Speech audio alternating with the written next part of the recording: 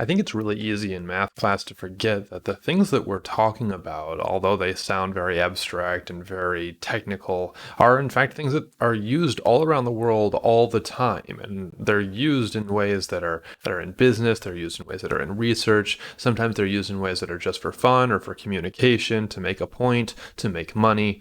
And I want to show you, we've been talking so much about graphing that I want to show you some of the graphs that you've probably seen throughout your life, or at least some of the ones, and remind us how it is that we use these in industry. So take a look here. This is an email that I signed up for. It's a really, really cool one. This company charter, or this organization charter, they send out graphs all the time that just contain interesting information. And so this is just one that I got in my email, and you can see here we've got two charts that I received in this email. How much does a Big Mac cost around the world? Right? And then I've got another one, there are way fewer children being born these days, and what's the implication? And you can take a look here, and you can see so much information right away. Right? Here over here, we have the price of a Big Mac, and we can go all the way through this, and we can see the Australian dollar, we can see the Japanese yen, we can see the Chinese yuan, we can see the South African rand, and we can immediately figure out that the Swiss franc, that in Switzerland, it seems like that is going to be the cost of Big Mac that's the most expensive in the world. And I can immediately see that we've got the South African rand is going to be the cheapest purchase of that Big Mac. And it's really interesting to be looking at this data trend, because we can see that it's decreasing as I go further to the right, and so I can describe this, but it captures a lot of information immediately. We'll take a look at this one here. Global populations could look very different by the year 2100. And so this is comparing the population in 2017 with the population estimate for 2100 by country, and we can relate this to what we've been talking about in terms of functions, right? Often we think of functions as being something that takes a number as an input and gets us a number as an output, but here my input would be Japan, and Japan would have an output of their population. My input could be Nigeria. So this is a function that associates countries with their populations. Kind of interesting. More AI or artificial intelligence startups are getting funded than ever before. And so notice here, this one is one where the axis literally increases as the years go on. So I'm able to describe this as saying that there's an increase in artificial intelligence startups. And I can describe this to people in conversation without them even needing to see the graph. So on today's notes, I start off with a bit of a review, and as you can see, there are a lot of different terms that we've been describing functions, or at least the graphs of these functions using, right? X-intercepts. What are x-intercepts? Y-intercepts. We've got functions. How do those compare to relations? How do those compare to equations? What's domain? What's range? There's lots of words that we're using, and it's because when you're talking about some of this really the condensed information that appears in our picture versions of math, you want to make sure that whenever you're phrasing a question, or whenever you are phrasing an answer, that you are being very specific with your question and that you're being very accurate with your answer. So take a moment in your notes here and see if you can assign each of these terms to their proper definition. This will be a nice warm-up for today's activity. And we also want to do a little bit of a warm-up here for, again, how do we find intercepts of these functions, and what exactly do they mean? Well, intercepts are going to be they're reference points that talk about where I am depending on starting points. So for example, if I wanted to say that I have put in a question of 0, I want to put an x value in for 0, you could think of that as a starting point before I increase my x values or possibly decrease my x values. And so we could say if I put in an x value of 0, first of all, we can notate that very clearly in our language now that we're using function notation, and I could say I'm about to do f at 0 or f input 0, where f is, again, the structure, but x is just my question, f is my structure. That means I'm about to input 0 into the structure. There's a lot going on there. Don't read that as just multiplication, and don't forget to keep track of the meaning in the model here. This is a model labeled f. Now we have, what would that be? -3 times 0, because again, I'm replacing x with 0, plus 2. And this would be a nice starting point, where after you do -3 times 0, you get 0, and after you add 2, you get 2. And we could think to ourselves, what is this? This is some kind of answer that happened with an input of 0 for x. Now, as written right here, there is no y value, but we could kind of connect these two different ideas and say I've got my program, my function, my model over here that talks about getting answers to questions. And I know that oftentimes I like to display my answers using a different variable than questions. And so we could take a moment here and we could just kind of give ourselves a little note here and say, you know what, I'm going to call all of this Y. And what I'm essentially saying when I do this is that I have a structure, I have an input, my structure and input have all of this going on with them. And if I'd like to see what the picture of that is, then I could say, well, let's call that a different thing. Let's call that Y, and then put it on our coordinates over here. So this is why oftentimes you're going to see Y equals f of x. And what this literally means is that I'm going to draw a picture. That's what the Y part is talking about. I'm going to draw a picture using my function, my structure. And if I allow myself to do this and I write this down on the paper, then I can officially move over to calling all of my f of x values different y values. Okay, so I've got f of 0. Maybe I'll call that my 0th or starting y value. So that'd be y0. And where would that be? That's at an x value of 0, and then I would go up 2. So I'd go up 1, 2, and I'd be right here. And so we can remember that this is what we would often call our y-intercept. 2, the value, would be our y-intercept. And it's important that I take a moment here and I remind everybody that when I'm using equal signs, the reason why I'm able to go on the left-hand side and the right-hand side, I'm able to use equal signs all the way through, is because I'm only saying that all of these are different perspectives with the same meaning. You can think of y0 as being the very first y value. If I call it that and I'm talking about the function value evaluated at 0, which is the function value with zeros instead of x's, which is a number, which I call my y-intercept. These are all different ways of saying the same thing that have the same meaning, so I can say they are all equal, or in other words, equivalent. All right, so finding the intercepts. The y-intercept was when I was putting in 0 for x. What would be my x-intercept? That's an interesting question. That would be when my output was 0. So now I would want to say that 0 is my output of some kind of f of x. Ooh, what kind of x value? I don't know. X question mark, little question mark x. And that would be what? -3 times x plus 2, and that's equaling 0. So really what I'm trying to do is I'm trying to solve out when does this whole thing equal 0? Well, I could make that a little simpler and just say, okay, let's solve that for being when does 0 equal -3x plus 2? And then I could say, well, I can solve out for x by subtracting 2 from both sides and then dividing by -3. So that would get me x equals to 2/3. And this x value, this little x question mark value that I've been dealing with all the way through here, this could be thought of as my first x value. So maybe instead of a question mark value going all the way through here, maybe I call this my x0 or my starting x value. And so you can have some freedom here with your notation. You can play around with what you want to call things. And so we could say this would be my first x value here, and this would be my first x value, and my first x value, my first x value, or in other words, my x value that I'm starting from as a reference, and it looks like it's at 2/3. So that would be, instead of going over 1 unit, I would go over 2/3 of 1 unit, and that would be my starting place. And so you can describe this as being your x-intercept. You could call it x0, you can call it whatever you want. Call it happy clowns, call it sad clowns, whatever you'd like. But the idea here being that all we're doing is we're playing around with our ideas and we're trying to describe this in whatever way it works best for us. You want to call them y's? Great. You want to call them f of x values, or you want to call them f of the first x values or the 0th x values? Do you want to come back here and eventually say, you know what, I found out what that x0 value is and I could call that f of 2/3? All of these are different ways of saying the exact same thing. Wonderful. We could connect all of these together and we could find that this would be a line. But again, the question is just asking us for our two intercepts. And so I think I've found them. My two intercepts are either x equals to 2/3 or y is equal to 2. So I want you to play around here and try this one out. Now I want to play around with this one here just to get it started for you.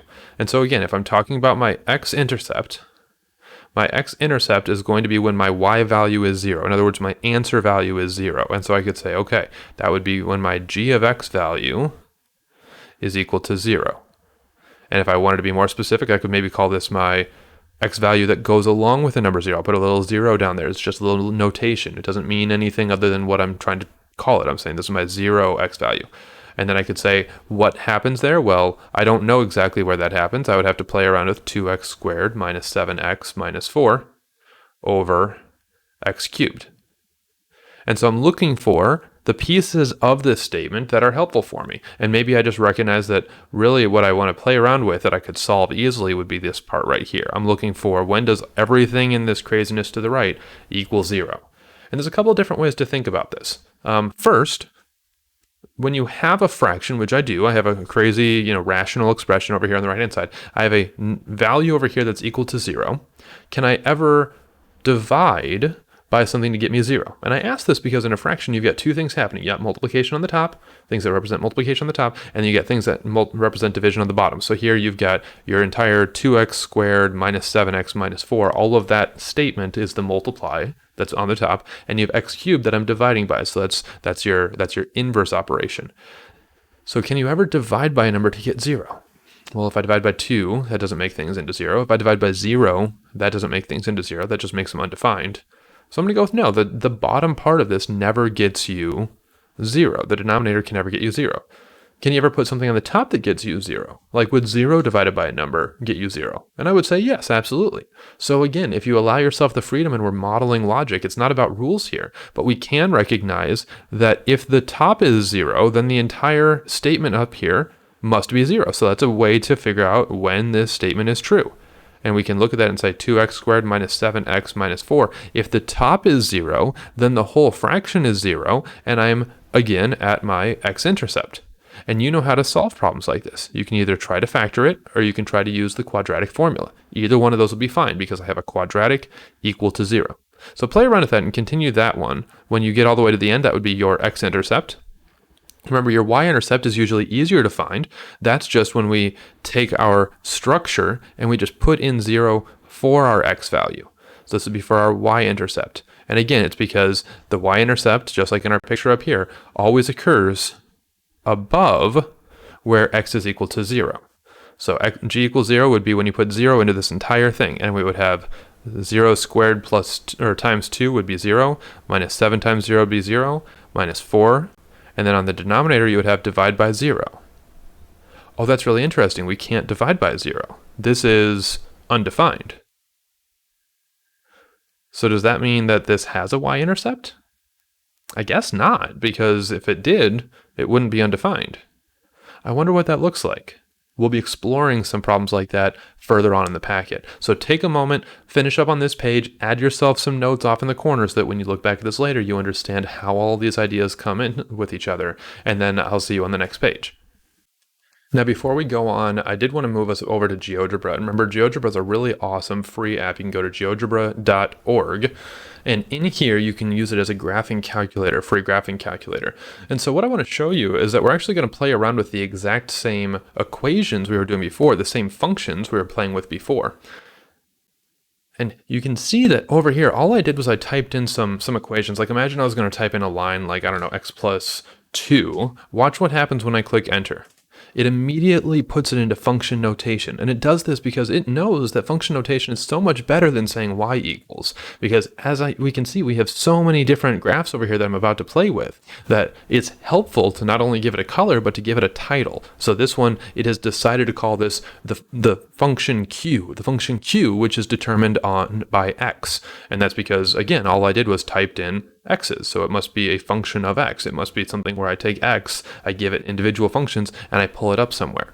Now we could, of course, compare this to some of the graphs that we know don't have functions, like, for example, a circle. So I could do x squared plus y squared equals maybe 4. And if I click enter, notice that it is not able to put this into function notation. It doesn't say it's a function of x. It doesn't have q parentheses x anymore. It's still calling it q, but it recognizes that it's not a function. It's an equation. And the reason why is because I don't always have an x value going to one and only one y value, right? If I wanted to figure out where 1 goes to, for example, I would have the choice of either going all the way up or all the way down. Each of these would be values that would be outputs from my question of x. So we can't call it a function if it doesn't actually have one answer that comes out from any given question of x. So that's kind of interesting to just see that like calculators that we're very familiar with or that you can play around with on the internet for free all recognize the value of using function notation. Now, again, we had talked about the Y-intercepts. I want to play around with here a little bit to see what they actually look like. So here is your line that we drew before. And again, this is a negative slope, I could tell, because it's going down. And it's also because I have the -3 up here being multiplied by x. So every time I go up 1 in my x, it's like I'm going from -3 to -6 to -9. I'm growing my negative part. So we can see I've got a x-intercept, and again, or a y-intercept up here, and an x-intercept that happens somewhere between 0 and 1. And we calculated that out to be exactly 2/3. So that's interesting. That's our f of x. After you've done your solving for where your y values are for g of x, let's go ahead and check your answers here. It looks like we have, one y-intercept that happens right here at 0.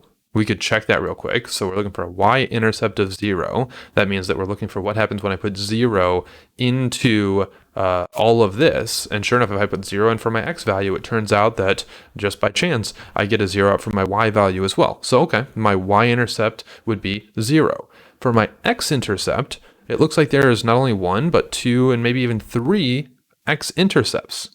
Now, if you did this question correctly, you would have needed to have solved this by first factoring out an x, and then solving what remains using the quadratic formula or possibly some factoring. And after you did all that, you should have gotten one answer that could have multiplied out to 0. That would have been x, because you originally factored out an x. So if that thing that you factored out is 0, everything would multiply by 0. That would work out fine. And then there should be 2 answers that you get from your quadratic formula. And they both say that if x are this value or this value, a positive or negative in that whole structure of the quadratic equation, if x is either those values, then it also makes things into 0, which multiplies out to be 0. So that would be more zeros. So the answers you should have got, looks like you would have gotten something around 4, something around 0, and maybe something at -3. And you can check all of those by plugging those in, plug in those x values, and the answer should be 0. Kind of interesting. All right, what about this h of x? Let's go ahead and play away with this one. We said that this one didn't have a y-intercept. Remember playing around with that one? It had one x-intercept, and that one x-intercept, well, okay, I have one that occurs here at 4. Oh, actually I have another intercept right here, something around the place of like -1/2, -2/3. You'd have to actually factor this entire top out or do the quadratic formula to figure out exactly where that is. And then over here it looks like it'd be about 4, so there should be 2 solutions that get me x-intercepts. And that would make sense because would there be 2 answers that would come out of the top being equal to 0? And you'd say, yeah, if I threw it into my quadratic formula, I would get a plus square root version or a minus square root version. That would work out just fine. And then would there be a y-intercept? We said before that it would be undefined, that we might not have one. And sure enough, you can see here that we don't have a y-intercept. In fact, if I zoom out really, really far, there's not a place where it actually crosses the y-axis. It just seems to keep going up and up and up and up. And then immediately after the y-axis, it starts from very low, going up and up and up and up. That's really interesting. And in fact, you can even see that there's some other interesting trends here. It looks like it's almost horizontal. In other words, that it just keeps approaching and approaching this axis the further that I go over. It's almost like there's some ways of describing this as saying that it's just going to start to hug closer and closer to the x-axis as we go out bigger and bigger. So there's some interesting trends that can happen depending on the math that we're playing with. That's kind of fun. Okay. Now the next one that I'm going to play with, and this we're going to look at the graph before we get into the math, is this one here. Now, a couple of predictions we can make. First, at the very top, notice that again, this is a quadratic. Quadratic meaning that I can put it into my quadratic formula, and I'm either going to get one solution, or I'm either going to get no solutions that work, one solution that works, or 2 solutions that work in my quadratic formula. Those are the only ones that we've ever gotten from our quadratic formula. And this makes sense because, again, quadratics mean I can organize things like a rectangle. My rectangle could become a 0 when I either have a 0 width or a 0 height. And so this entire thing, looking at just the numerator as the only thing that could get me 0, could have no places to be able to make it 0, 1 place to be able to make it 0, or 2 places to be able to make it 0. And on the bottom, we have another polynomial, which again could have some zeros in it. And just like before, we know that if I'm ever dividing by 0, that's going to be a place where I'm not defined. I'm going to have some kind of weird behavior. So let's take a look at what this one looks like. Oh, that is fun. That one's crazy. So let's see if we figured anything out here. Do we see any x-intercepts? Let's zoom out. I don't see any x-intercepts. There's not a place where it crosses the x-axis. Right here, it looks like it was going to get close, but I don't think it does. So no x-intercepts. What does that mean? That means that there's not a way for the numerator of this fraction to ever be equal to 0. Let's test that with our math in a little bit.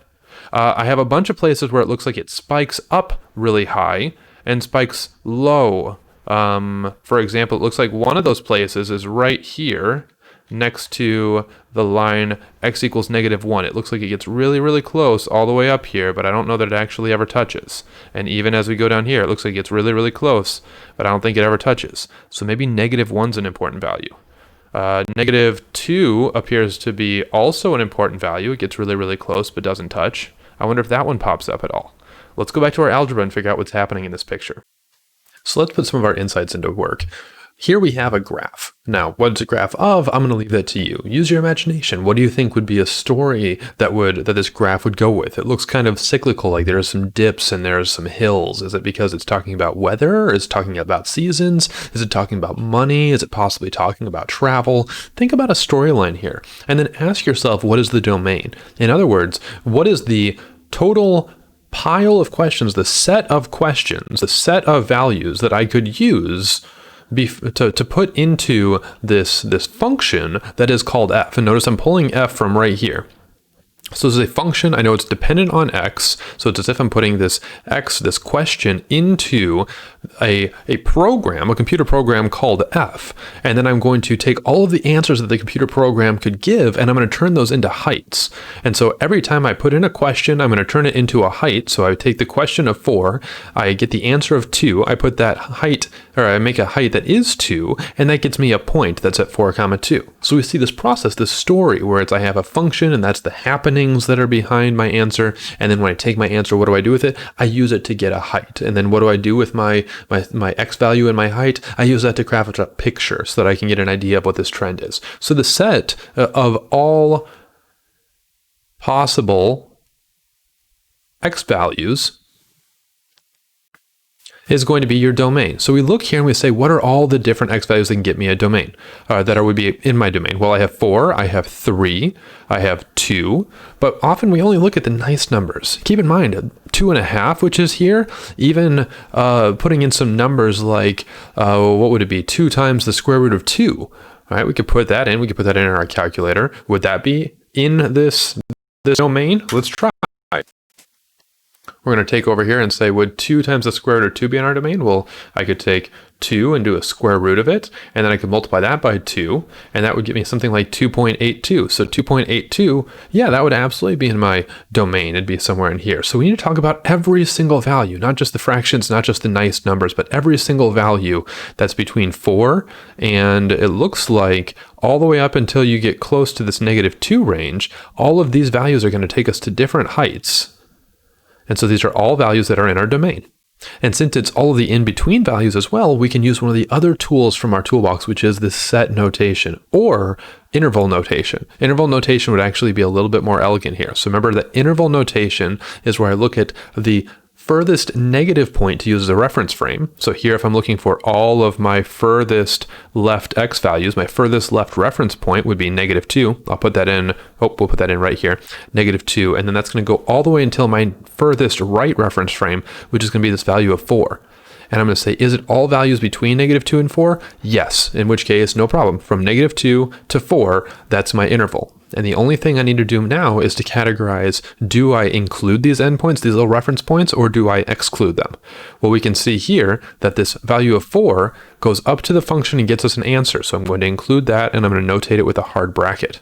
Over here on the left-hand side, -2 is indeed a very good reference point, but if I go all the way up to the graph, there is not a value above it. There's an open circle there. It's just a reference value. So that means that everything immediately next to it works, but -2 is just a reference value that I don't include. So we'll say it's from -2 to 4. The range, keep in mind, the range is going to be the set of all possible y values. And so we could look at this and we could say, what are the y values that would work? Well, I would want to be looking and saying, okay, well, what are all the lowest y values? Notice that if I just start with this point, this one might not be fully included. And if I go up from here, I have some until I get all the way to the top. But also if I go down, I'm going to get some values that work down here. And in fact, if I look for that value of 2, that height of 2 that I tried not to include, it actually is included from this point right here. So actually, every single y value between where y is 0 and y is its highest value, which looks like 6, all of those will be included. So again, I can describe this using an interval. I can say that the interval is from its lowest value, where I have a reference value of 0, a height of 0, all the way until my highest value, which has a height of 6, and then I ask myself, do I include those, or is it just a reference value? Well, do I have a question that gets me the answer of 6? Absolutely, right here. So we'll include that. It's an answer that I get. It's part of my range, the set of all possible y's or outputs. What about 0? 0 is right here. Do I have something that gets me a 0? Sure. It looks like maybe right about at -1, that would be 0. So I would say, absolutely, that's a valid answer. I'll use brackets to include that. And so here we have a description of this graph that we could just talk with somebody about without them ever needing to see the picture. This is a graph that gives you an answer to all values between -2 and 4. And those answers are going to be something in the range of 0 to 6. So play around with that one down here on this graph and ask yourself, what is the smallest left x value that would work in your domain? Is that right next to another x value that works and another x value that works? When does that break? When does that chain break? So you're going to do something along the lines of interval notation here, and you're going to go all the way until you can't go anymore. And so you're going to put some kind of number and some kind of number. And then you're going to ask yourself, am I including those numbers? Do I actually have a time when that question gets me a valid answer? If so, use brackets, and if not, use parentheses. I'll do the range with you here. Take a look at the range, by the way.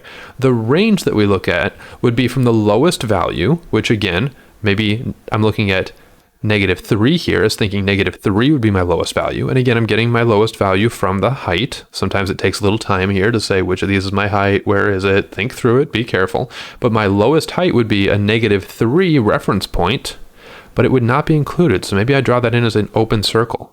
And then I say, well, what about right above that? I've got some up here, so I'll kind of shade it into my picture. I've got some range that works up there, nothing below it, so I won't draw below. And then I just keep drawing up and up and up until I don't have any other answers. But we can see that this arrow right over here really kind of suggests to us that besides at the bottom where I have a little bit of an opening, everything else here is well accounted for. All of these answers will be given out by our program, our function of f. So I guess we would describe our range by saying that the lowest reference value would be -3. The highest reference value would be there is none. So I guess I'll just put an infinity symbol here to show that there is no upper bound. And then I'll say, well, do I include these? -3, is -3 an answer that I get from this? I don't think so, because no part of the graph goes down to -3 except for here.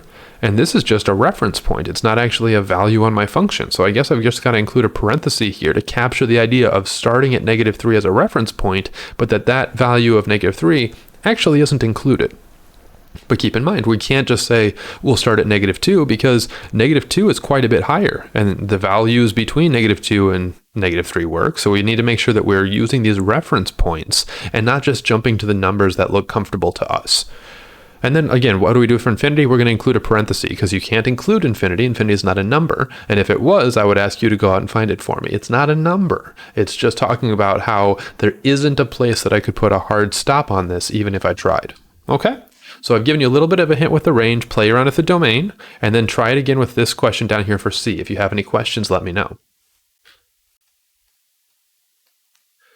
Now, this is an equation that I showed you in Desmos, if you remember, or Geogebra. Either one of them is fine. I can sometimes drop them both, but it was a graph that had some craziness happening. If I remember correctly, it had some kind of, let's see, it had some loops like this, and it had some loops like this. I think it looked something like this, right? Where did that all come from? There's a couple different things we noticed. The first thing we noticed is that it almost appeared like as you went further and further and further out, it got closer and closer to this x-axis. Same thing with this side. That was an interesting point. There were a couple of values it got really close to, but that it didn't touch. Maybe I could draw those in with dotted lines. And what we do is we call all of these a special title. These are called asymptotes. Asymptotes, again, take some time to really make sure that you pronounce it correctly. It's just in the phonetics here, but it's an asymptote. And so an asymptote is any time that you get forever close to something, but you don't exactly touch it. At least not in the places that it looks like you're getting close. So for example, in this picture, we have a couple of different asymptotes. We have a horizontal asymptote because I'm getting very close to something that is a horizontal line. I have a vertical asymptote because it's times that I would get really close to a vertical line. And I'm curious about where these actually come from. Where do they come from? Why do they even happen? Let's dig down deep and really discover. Well, I'll tell you what, this, as it looks right now, has way too much going on for me to be able to figure it out. Okay? For example, let's try a value. If I remember correctly, I think -1 was a problem area over here. So let's play around. I will say, let's call this y. Let's say that it's determined from a function of x. In other words, it's a function. It looks like it only gives me one answer everywhere. So that allows me to call it a function. And the structure of that function is just the same way that we had before. 2x squared plus 2x plus 1 over x squared plus 3x plus 2. Okay, so now the question is, what's happening at -1, at the x value of -1 to make this entire thing go crazy? Well, let's try plugging it in. We'll put in f of -1 and we'll write it like this so that when we look back over our notes later, we know exactly what we did. And let's try plugging it in.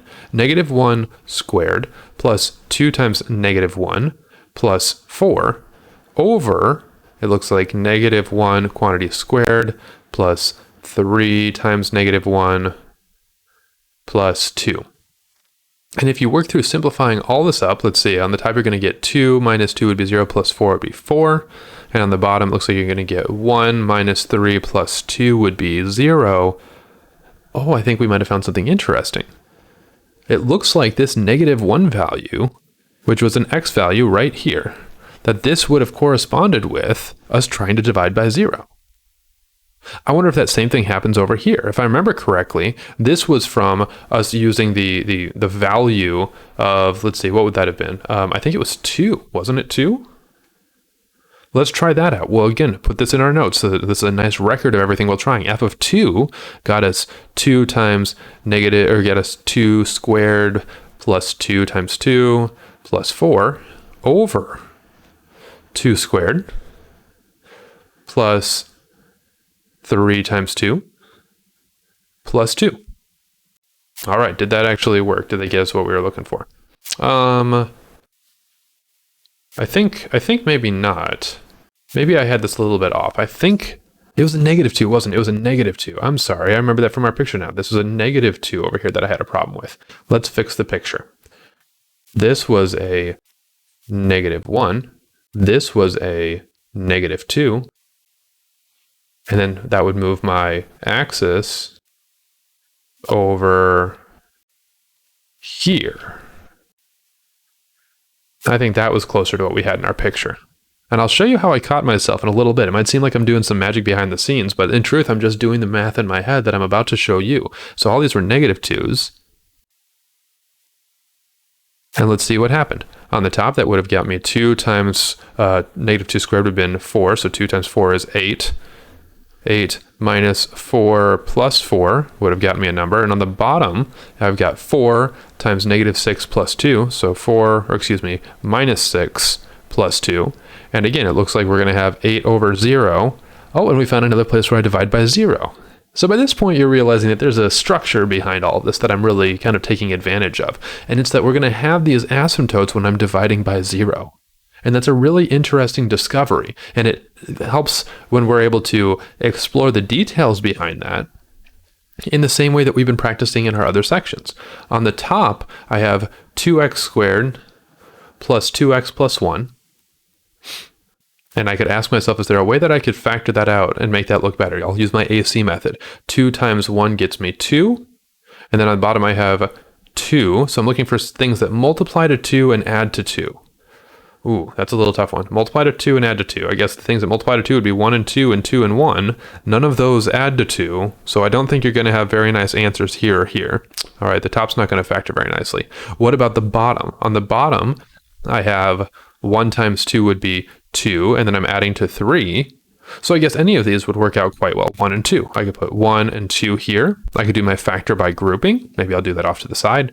X squared plus 2x plus x plus 2. And then that would get me, what, x times x plus 2, and then 1x plus 2.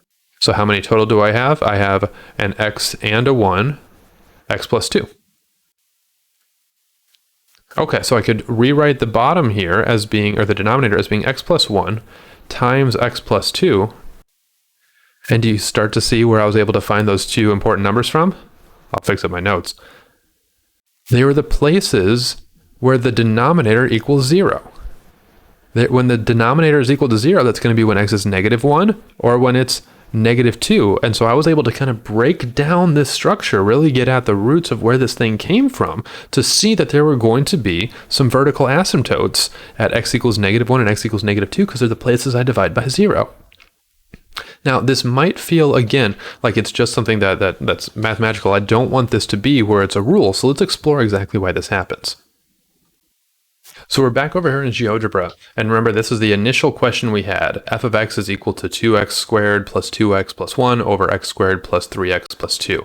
And we were asking ourselves if I could rewrite this, and just to kind of prove that we haven't done anything crazy here, on the top, we've got to leave that the same. But on the bottom, we could divide this by, instead, x plus 2 and x plus 1. And you're going to see that it's the exact same graph that we get all the way at the end of this.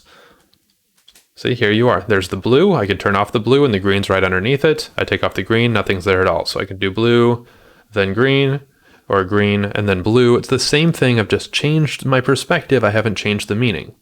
And again, we can see where those asymptotes are. I could draw those in using my line equations. In fact, I could say that here I have x equals negative 1.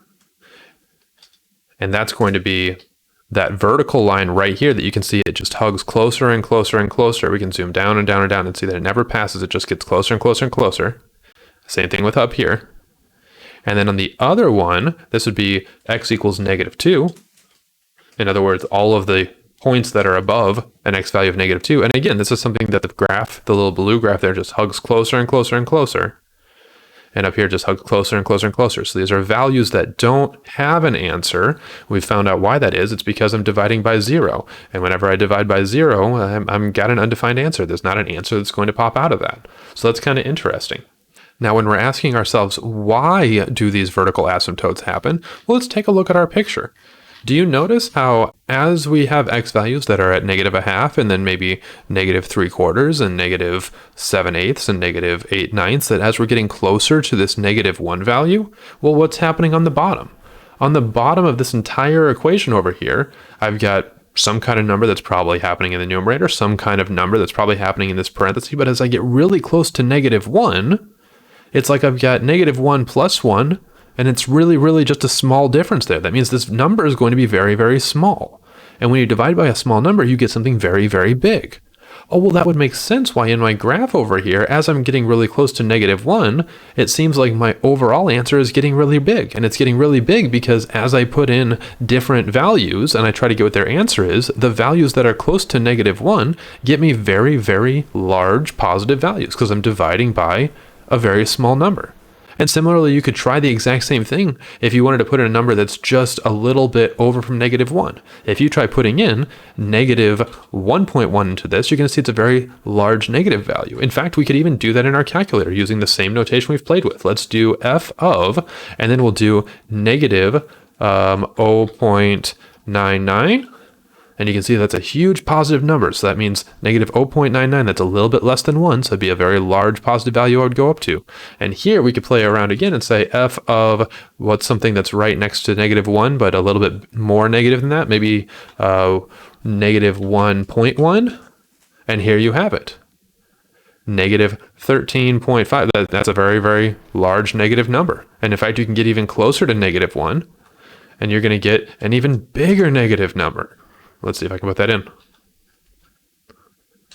There you go. See, I'm getting bigger and bigger negative numbers. So this is really what's happening. When we factor out the denominator and when we determine when things are dividing by 0, we can see when these crazy pictures really form. And even more so than that, we can figure out why it is that some of these graphs get really, really close to a horizontal value.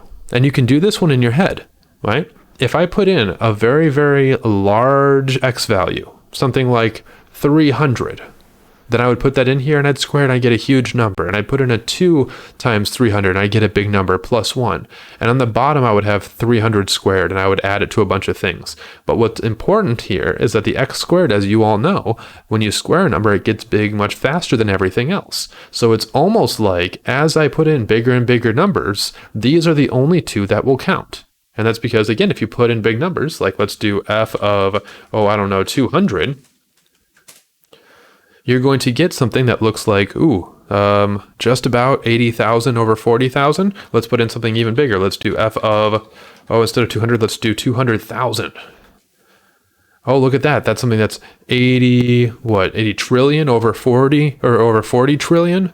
So now again, you're looking for something that's almost just as, where there's only 2 times as much stuff on top as there is on the bottom. And you can even get that even closer. Let's do f of, 200 million or something like that. And do you see what's happening in the computer?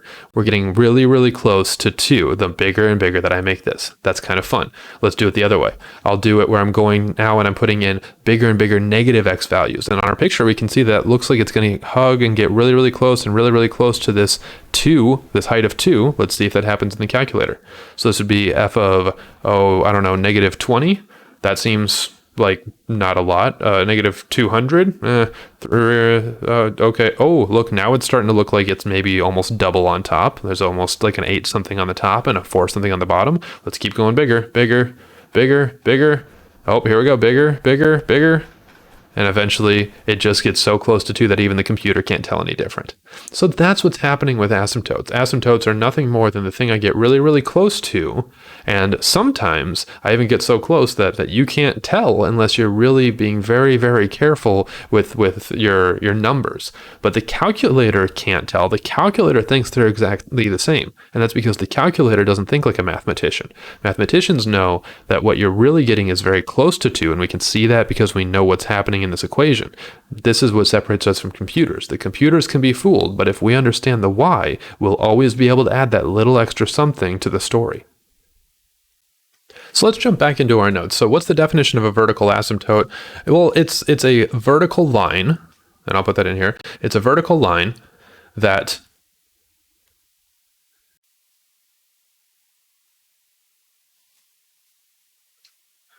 with no answer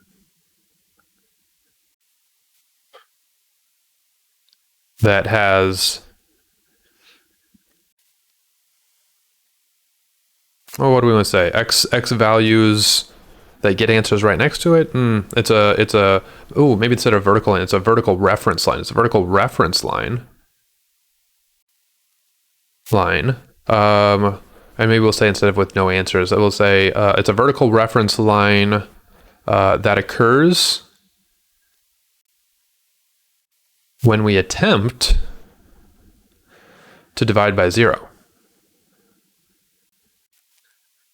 So it's almost like we're testing fate here. We're trying to divide by 0, which we can't do. And so what ends up happening? Well, we end up getting some crazy numbers that result. As we divide by smaller and smaller numbers, we end up getting bigger and bigger numbers, sometimes to the negative, sometimes to the positive. So that's what a vertical asymptote would be, is it's a vertical reference line that occurs when we attempt to divide by 0, right? And you can maybe put in that we can't, or it's something that we get forever close to, right? So you can put that in. Divide by 0, and you can put in some notes to yourself. Forever close to, but we don't touch it. Because in order to figure out where that line would be, that line is occurring at a place that I can't do dividing by 0. I have a divide by 0 error. What about my horizontal asymptote? Well, again, this would be a horizontal reference line for a height. I get forever close to, as x gets forever big. And I guess I could put in or negatively big. And you can put a little picture to yourself here, draw it out. So put a little graph, put in a horizontal asymptote, put in some dotted lines, and then say, here you go, this is my horizontal asymptote. I get really close to it that way, and I get really close to it this way. And so this is a horizontal asymptote, something I get very close to but don't reach. I'm thinking now that I'm looking back at our other definition that I could probably use some work. So let's see if we can pull something from what we had below. So this is a vertical reference line. Let's see, that occurs, maybe we'll say it's a vertical reference line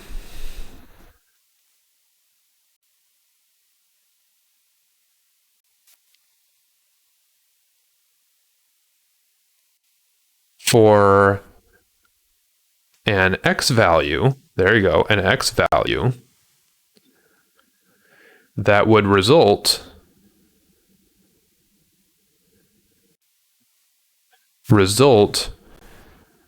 in dividing by 0. There we go. I like that much better. That would result in attempting to divide by 0.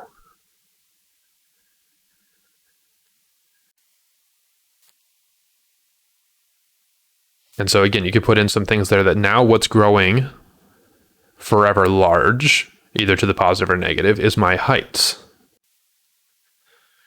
Y gets forever big. Or negatively big.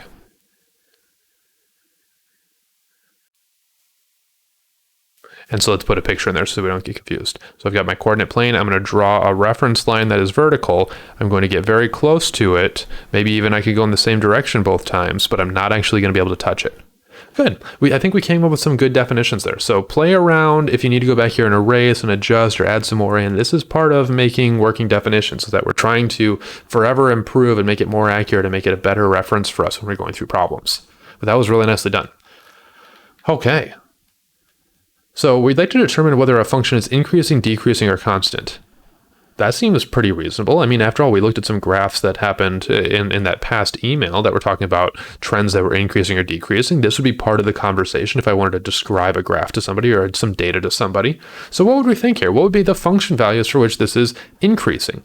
Okay, well, increasing, that's a little bit tough. Do we read that from left to right or right to left? In other words, here's I'm looking like I'm kind of going up right here, but is that up because I'm looking at it right to left, or should I look at it as down if I go from or left to right or right to left? What should we do here? Well, I suggest that we look at our slope.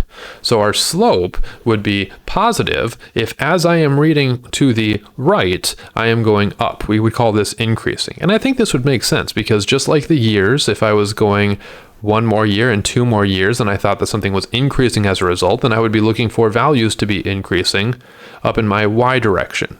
Okay, so that'll help us to kind of clarify a little bit. So we will say, what? How can we describe this to somebody who's not in this class or who's not involved in this discussion?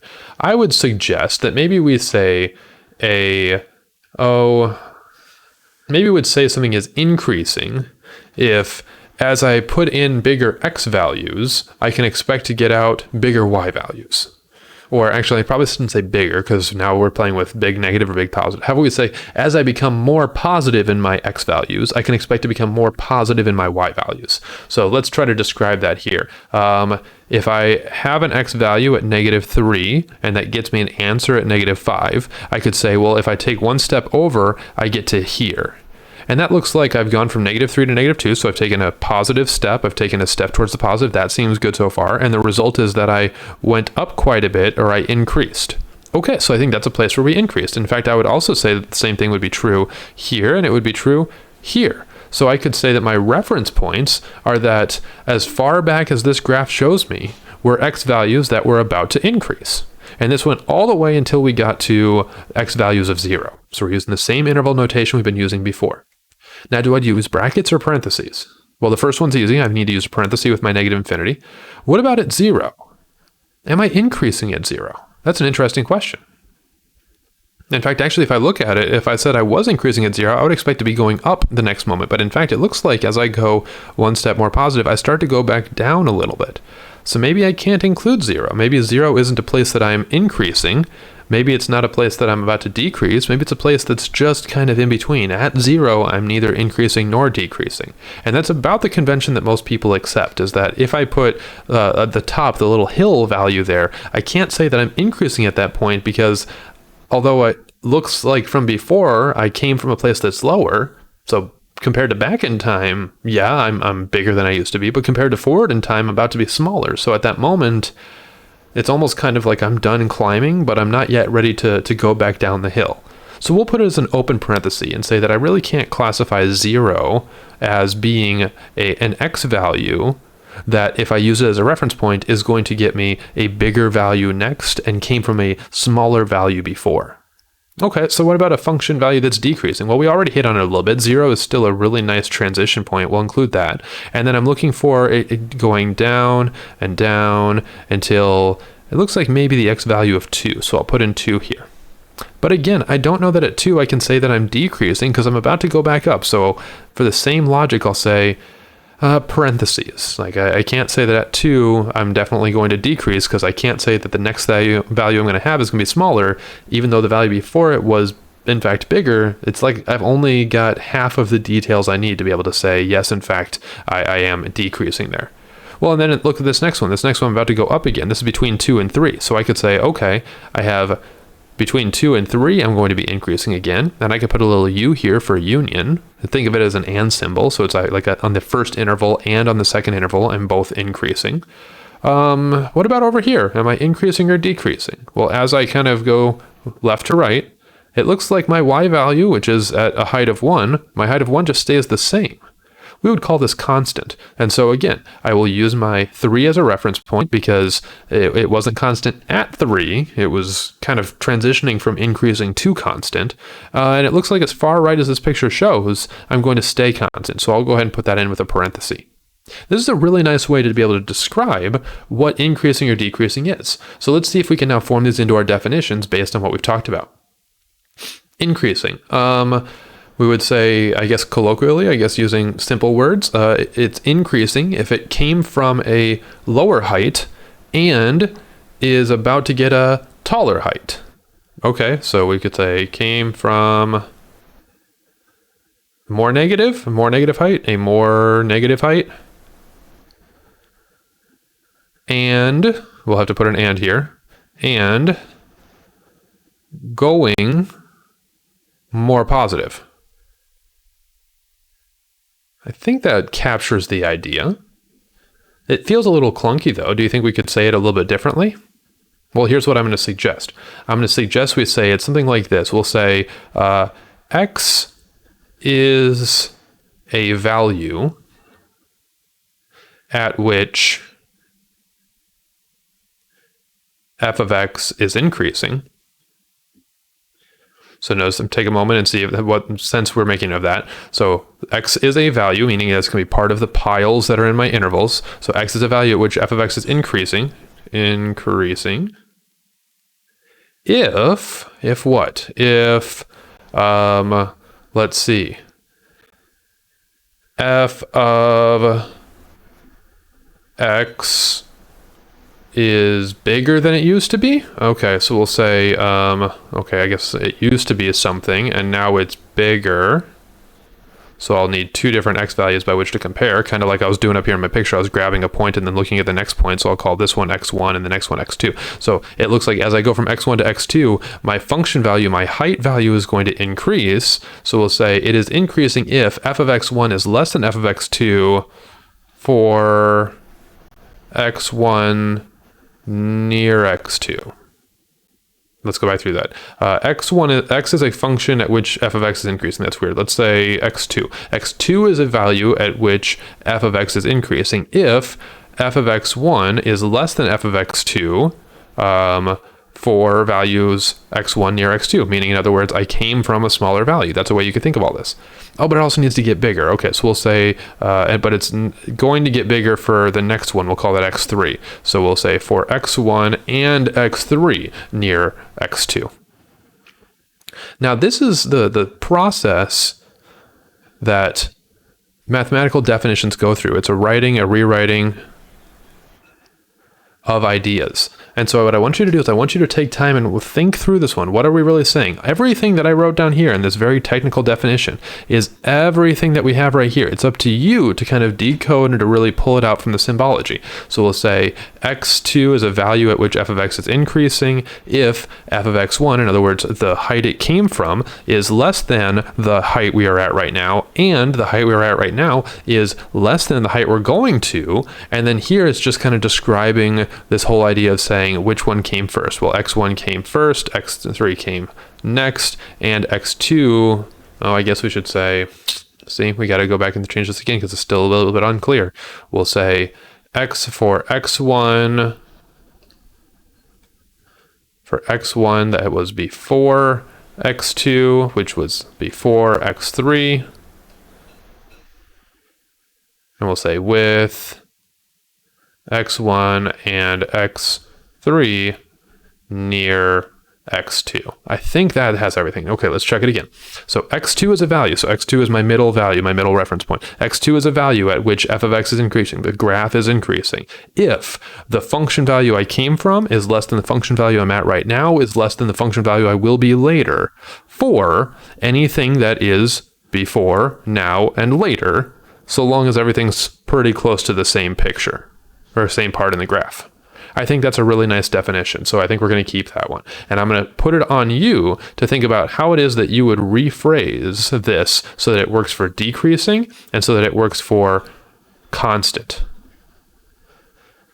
There we are right there. But everything that we're talking about is nothing more than trying to use symbols that we've learned to capture this idea. So use whichever one you'd like. Now, all of our graphs also have had this kind of hill and crest idea, or what we would normally refer to as almost maximums or minimums, the highest points and the lowest points. So let's talk about how we could describe that.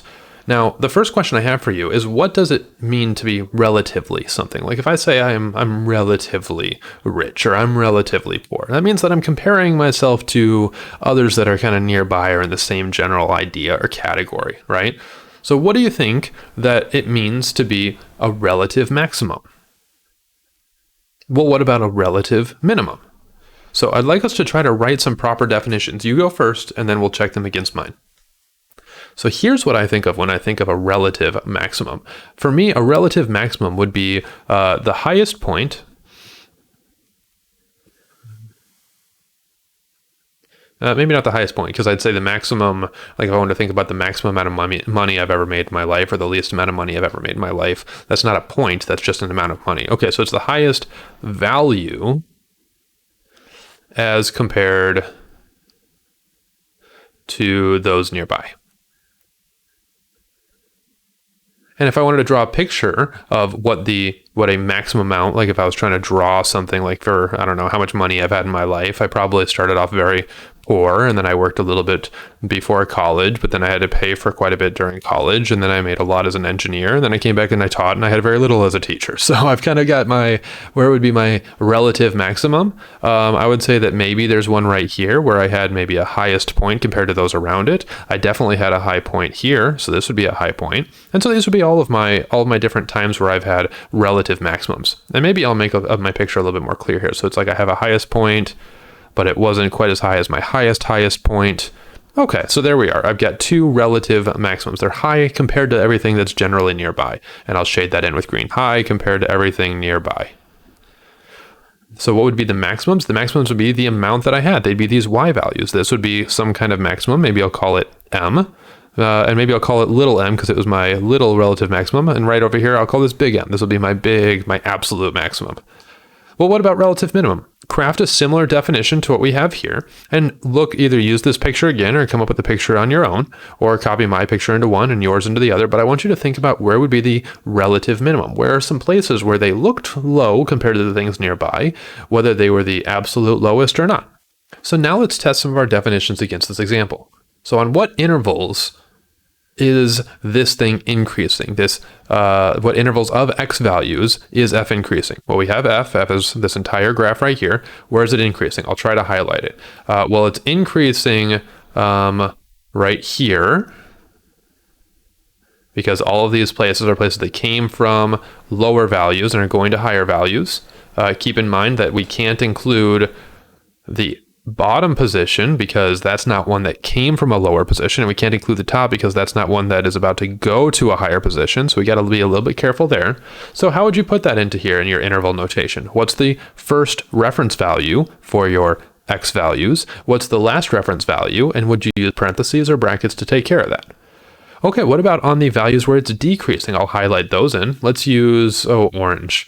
I can't include this point right here because at this point I didn't come from anything that used to be higher. I've only met one of my two conditions, but it looks like everything in the meantime is pretty good. So I'll color all of that in and say that's a time where I'm decreasing. Here again, I can't include that top part, but I can include all of this. Oh, and in fact, I think we forgot something else. There's an increasing value right over here, isn't there? This would be not included, but I did increase over here. So actually there should be two sets of intervals that appear in here. And we have two sets of intervals that appear right here. So again, ask yourself, do I use parentheses or brackets? And if you have any questions, let me know. All right, for what values of x does it have a relative minimum? So we're looking for values that look small compared to those around it. Well, here would be a place that looks like a nice little valley, and it looks like it's small compared to everything that's nearby. What is the smallest height it has? A -2. So there we are. So at an x value of -3, it has a relative minimum. I'll put that as in a little colon here. So at -3, I have a relative minimum of -2. And then it looks like maybe over here as well, this would be at a value of 5, at an x value of 5, and you can put that in here if you want, x equals -3, and at x equals 5, this would be a relative min of, what would be my height there? 0. Now we notice that there's a lot of confusion that happens when you're playing around with x values or y values, so give yourself a story. Think of maybe the horizontal as being a timeline and your up and down as being a value of money. So you're saying, where are the places where I was poor compared to everything nearby? And it's like, well, at the year 5, I had no money, and at the year -2, I owed $3. So you're like, okay, those are pretty lows. What values do I have a relative minimum? Well, at year, where would be some high values? Here would be a high value. So at x equals -7, I had a relative high value, or a relative maximum, of $6. I had $6 and I was about to lose a lot of it. That's going to be a bummer. Here I have at an x value of 2, I have a maximum of $5. That was when I had the most money as nearby in that time. So there you go. My maximum was $5. Do I have a maximum over here? Well, I'd need to have a highest value, and it looks like it keeps going up. I don't think I have a highest value if I keep going up. So I'm going to say that those are our only two relative maxima. Well, what is our relative minimum? Oh, there we are. That's what we're really looking for, is trying to capture these two ideas. These would be our minimum. So what are our relative minima? -2 and 0. And then what are our relative maxima? That would be 6 and 5. All right, kind of cool. In fact, maybe we'll write those off. No, let's leave it like that. So we have -2 and 0, and to make sure that you don't confuse yourself in your notes, maybe we'll put an and here to show that we're not talking about intervals or points or anything. We're saying these are our values: -2 and 0, 6 and 5. Very nice.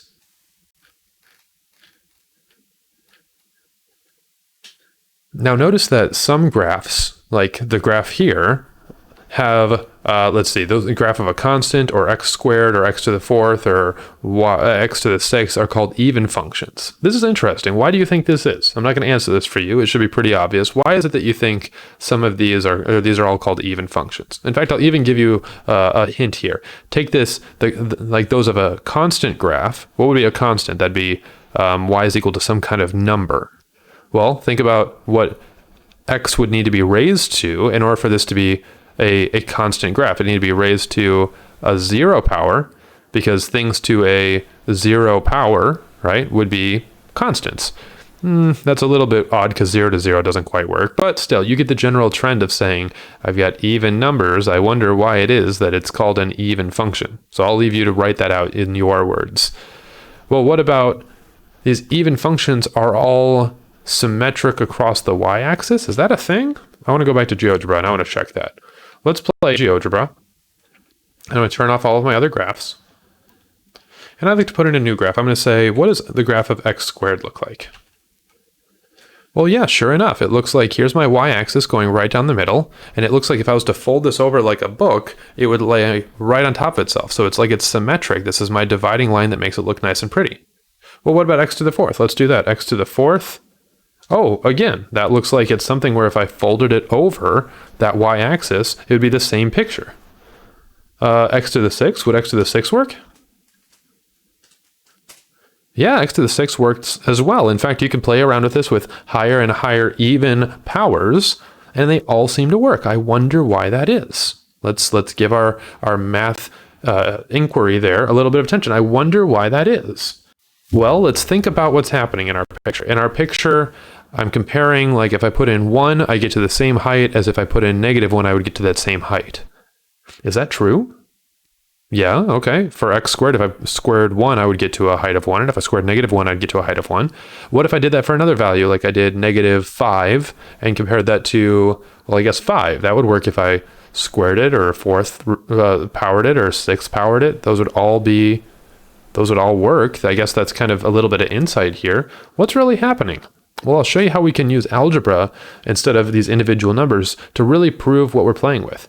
So the even functions are all symmetric over the y-axis. Show this and explain what it is. Let's sketch in a little picture and say that all of our pictures are just about giving us this kind of appearance. I wonder why that is. It's because if I'm taking an x value, like here, it seems like that gets me the same height as when I put in that negative x value.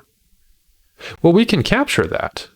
That would be saying that the height when I put in an x value is equal to the height when I put in a negative x value for even functions. And we could test this for any of these ones up here. Let's try it. X squared equals negative x squared. Yeah, absolutely. X to the fourth equals negative x to the fourth. Yeah, again, absolutely. So we have an idea of what it means to be an even function. Anytime that I have something that is called even, it's going to bring back into our mind this idea of saying whatever I'm doing in the positive numbers must be the exact same thing I get out by playing with the negative numbers. And I can write that simply just using our function notation. You're starting to see why function notation is so much better than if I was just saying why. Why gets lost in all of this. But this has a very cool, interesting message. If I plug in a negative x value or I plug in the regular x value, I will get the same answer for my program either way. Okay, well, take a look here. What about graphs of x and x cubed and x to the fifth? These are called all odd functions. Why do we think this is? Probably for the same reason the other ones were called even. Odd functions are all symmetric across the origin. Show this and explain why. Well, let's again go back to our picture here. So instead of x to the squared and x to the fourth and x to the sixth, let's do some things like this. We'll do x to the first. Oh yeah, that's right. That's just a line. That's y equals x. Let's do x to the third. Oh, that one's kind of interesting. Let's zoom in here. It's like we've got some kind of symmetry, some kind of pattern here. What's the pattern? Well, if I put in 1, I get positive 1. And if I put in negative 1, I get negative 1. Oh, interesting. I wonder if that happens with 2. I put in 2, I would get 2 cubed, which would be 8. That happens here. And if I put in negative 2, I get negative 2 cubed, which would be negative 8. Oh, interesting. So then we've got x to the fifth, and I'm expecting that it'd probably be the exact same thing. And sure enough, again, if I put in 1, I get out 1. If I put in negative 1, I get out negative 1. So we could write this using our function notation. We can capture this idea. How do we do that? Well, I would say that really the picture that I'm playing with here is that if I put in any x value, I would get out some kind of y value. And so that'd be right here. But if I put in any kind of negative x value, I would get out that negative y value. So I guess that would be over here. And this idea of being symmetric could be nice and curvy, it could be a line, whatever we like, but that's the idea that we're playing with, is that if I put in the negative x value, I get the opposite height as what I would get if I put in the positive x value. Well, that's interesting. Let's play. If I put in the positive x value, I'm going to get something. There it is. Love it. If I put in the negative x value, I'm going to get something that is equal to the opposite of the original thing. So let's put that in. It's equal to the opposite or the negative of the original one. And this is how we capture the ideas we were just playing with. For these odd functions, like this one, and this one, if I put in negative versions of my x, I would expect to get negative versions of my y. Kind of interesting. For the even functions, though, if I put in negative versions of my x, I would get out the same versions of my y. And so we can describe these functions as saying that they're even, meaning that they have this kind of book-like property where I can fold it together, or they're odd, where I have this kind of, symmetry that kind of has to pass through the center of my coordinate plane. So what about these? Which ones are these? I'm going to look at a couple of easy ones. For here, I noticed that if I put in an x value here, I get out a y value. But if I go about that distance over, I get out a negative y value. So which one does this sound like it goes with, odd or even? What about over here? It looks like I put in an x value and I get a height. And if I put in the negative of that x value, I get the same height. Which one does that go with, odd or even? What about over here? It looks like if I put in an x value, I get something. And if I go the same distance over, my graph doesn't even exist. That's weird. Okay, what about here? I'll put in this x value and I'll compare it to, no, those aren't really the same height. I think this one might be a neither. So here we have, this one's neither, and then you know how to be able to recognize this one and this one. Put them down in your notes so that you can reference them later. Are these odd? Are these even? Are they neither? And then put yourself a little note and say why. So what have we discovered? What does f parenthesis negative x mean? It means input the negative of your x value into the function.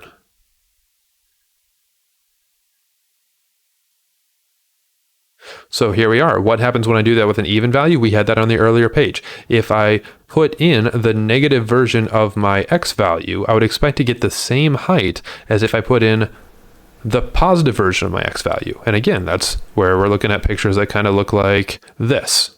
What about the odd version? If I put in the negative version of my x, I would expect that if I was positive in my height, I've now gone negative, or if I was negative, I've now gone positive. I've kind of have that symmetry that passes through the center. So we would write that as saying I've switched from what happened on the positive side. My y value is switched from what it would have been with a positive input.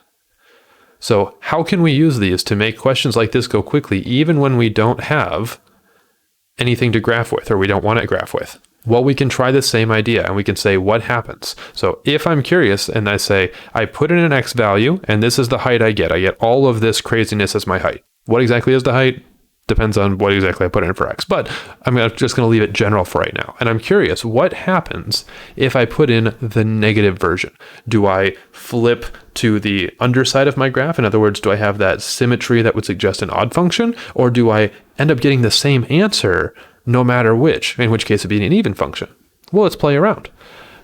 If I put in a negative x, then let's just put in a negative x everywhere. Negative x cubed plus negative x, and then can I simplify this at all? I would get negative x times negative x would be a negative x cubed, and then minus x. So how does that look like this?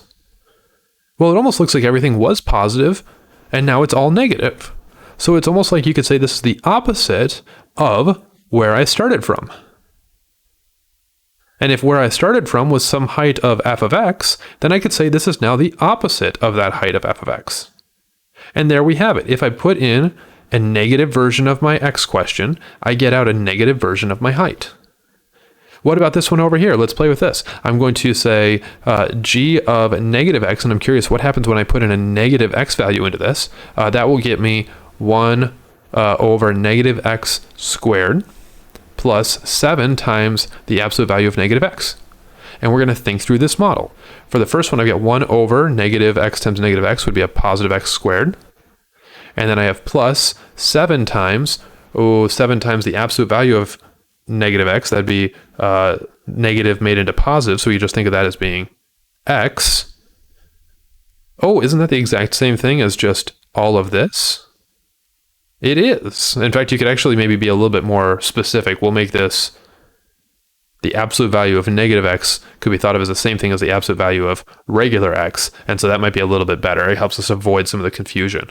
And so here we have it. After we put in a negative x value, it didn't matter. We got the exact same thing for where we started. And I'm going to put this into Desmos before we call this up because I want you to see exactly how these play. So I have x cubed plus x, and what we've determined from our algebra is that even without graphing it, if I put in some negative distances to the left, I should get just a flip in my y height. So let's play around with that. That would be x cubed plus x. And sure enough, if I look at 1, I get a height of 2, and if I look at negative 1, I get a height of negative 2. So we called it right. This is an odd function. What about the next one? The next one was 1 over x squared. And then that was plus 7 times the absolute value of x. And that would get us, what would that get us? Oh, there it is. It was hiding from us. Some kind of cool W shape. But again, it's the same idea. If I put in a negative x value and I go up to the graph, or I put in a positive x value and go up to the graph, or a negative x value and I go up to the graph, I'm going to get the same height either way. And we can go back at our algebra and see that's exactly what it says. If I put in a negative value or I put in a positive value, it doesn't matter. They're the exact same thing.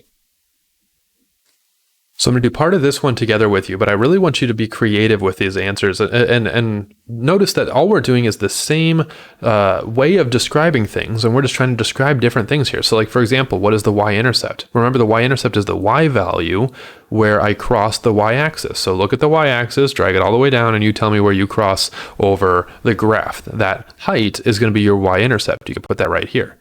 What are the real zeros of f? So you're looking for times where f, this function, is going to output some zeros. So 0 would be 0 height. That's the thing I output is always my height. So look for your 0 height. I guess that would be when we don't go up at all. And I want you to look over here to the right and over here to the left. And every time you have a height of 0, those would be the x values that get you all of the real zeros. So you can put the x values down here.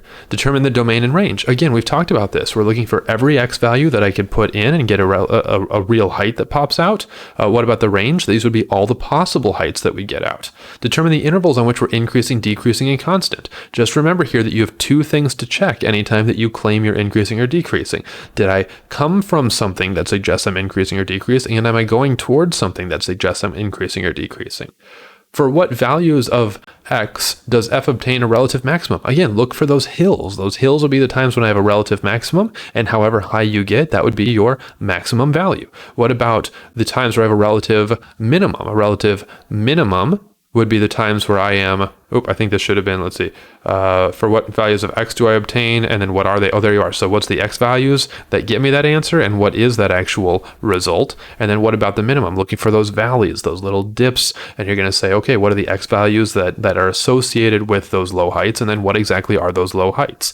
Is f even, odd, or neither? Well, you're looking to figure out if every single time you put in an x value and you switch it from positive to negative, does the graph either stay exactly at the same height, or does it flip its height to the other direction? That would be a way to determine if it's even, odd, or neither.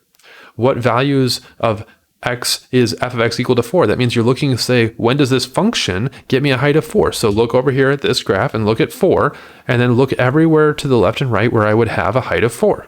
And then for the very last one, for what values of x is f of x less than 0? That's an interesting one. That means I'm looking for heights that are less than 0. In other words, I'm looking for where is it that I get a height that is below 0? Well, we found the zeros. They were all on this line. All the places that I have heights that are below would be down here. And so you could shade those in. Like, for example, this is not a height that is less than 0, but all of this is. And this is not a height that is less than 0. Over here, this is not a height that is less than 0, but all of this is. and this is not a height that is less than 0. And over here, this is not a height that is less than 0, but all of this is, and this is not a height at all. So you have all of the drawings for your intervals. Take time and think to yourself, how is it that I can draw this using reference places, using my parentheses, and then making sure that I'm accounting for all of these together. If you have any questions, call me around. But at the end of this chapter, you have the power to be able to talk about graphs, talk about interesting data to anyone, even if they haven't seen the same picture that you have.